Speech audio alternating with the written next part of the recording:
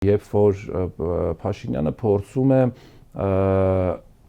իր համար արդեն ընտրված թեկնածուին, որ այս վերջերս ի հայտ եկած այս երիտասարդն է, դարձնել եկեղեցու այսպես երանելիներից մեկը,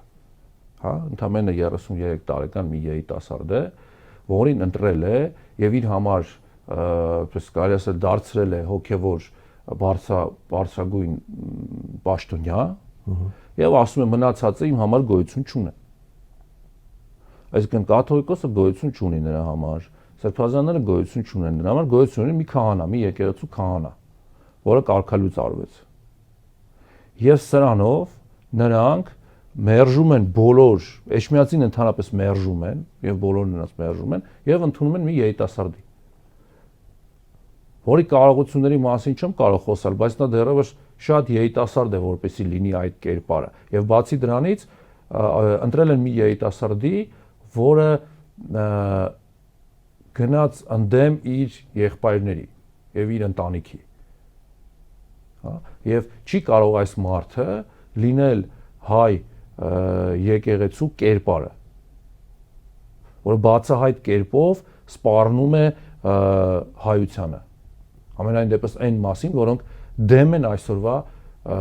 եկեղեցու հանդեպ իրականացված այս ոչ հայանպաստ քայլերին։ Չի կարող հոգևորականը դեմ լինել հայությանը։ Չի կարող հոգևորականը դեմ լինել իր եղբայրներին։ Եվ այստեղ կարծում եմ հարցը այլ տիրույթում պետք է դիտարկենք, ոչ թե որ պատվիրանները այն ինչ որ մենք տեսնում ենք, որ խախտվել է, իբր թե նա սուտ է ասել եւ այլն, հա, բայց նա դեմ գնաց իր հոգևոր եղբայրներին հանուն իշխանության, որ նա ունենա իշխանություն։ Նա դեմ գնաց իր հոգևոր եղբայրներին, ինքը լինելով հոգևոր,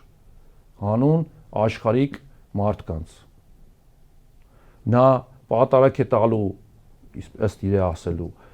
պատարակ է տալու եւ դրան մասնակցելու են մարդիկ, որոնք պատարակի կարելի ես չեմ տեսել, որ երբևէ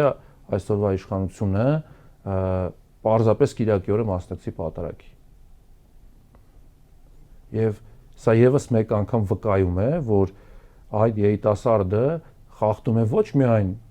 եկեղեցական եւ եկեղեցական կանոններն ու պատվիրանները, այլ ինքը իրեն է դավաճանում որպես հոգեորական։